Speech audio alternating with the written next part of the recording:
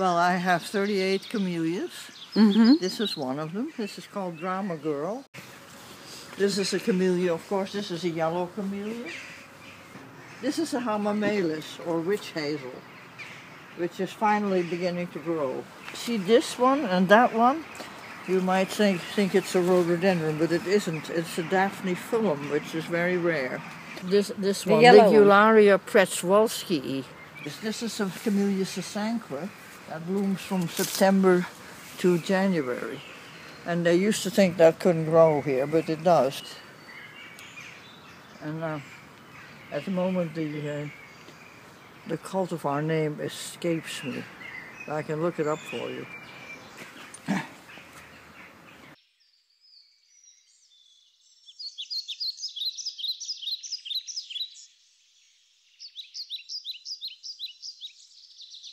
I had a journalist after me and a photographer, an international photographer after me, who spent a day in this garden and was totally enthusiastic, took lots of pictures. And the school was called about it, and they wanted to watch me for the exam. So this happened, and it hit the main newspaper in Utrecht on the front page. And full photograph and interesting text. But the text was about me. It was interviewed by a journalist from that paper, and I had previously been photographed by this international photographer. It got in the main Utrecht paper at first, and then in all kinds of subsidiaries in smaller towns, and eventually in the Telegraaf, which is the main Amsterdam one, but that was months later, but it was somewhere in there.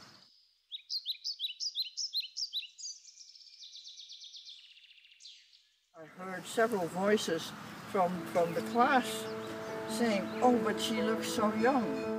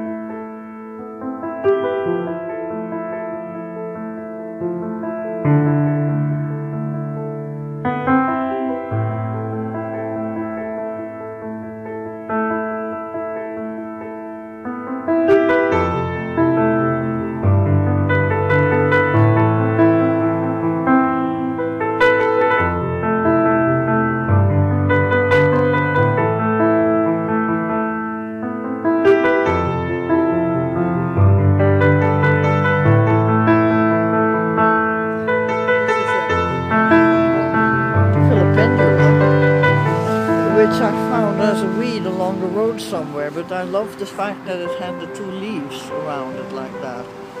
It's a very nice plant, and it likes the bog. But this is Achillea maximum, and it's a very easy plant to grow, and it produces nice flowers.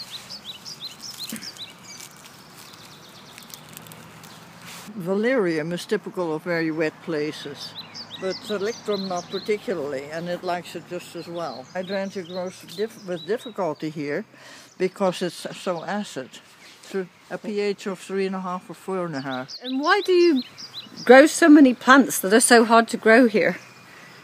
Well, because they're interesting and nobody has them. They're collector's items, and they're beautiful plants, and I want to see if they will grow here, and they do.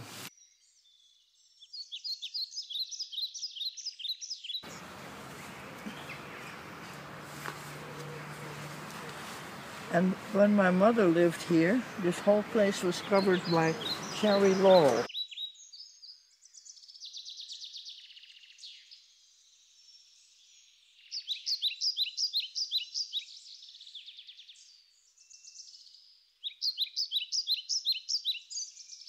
The cherry laurel spread, and she didn't mind. She didn't want to garden anymore, so she wanted the whole place to be covered. And even these woods were all covered by cherry laurel, and there was no sign of the rhododendrons that were underneath it. This is very funny because this one was about this high and looked dead, and I cut it to the ground. That one as well. There's 7 of them like that. I cut to the ground. This is a holly tree. Like the rhododendrons, they grew like mad as soon as we removed these cherry laurels. I removed 1,500 oak trees from this. How many? 1,500. When? Oh, just last month, or a few weeks ago. One of my grandchildren chased the green frogs out of here, which are very rare, and was trying to catch them, and the next day all the frogs left.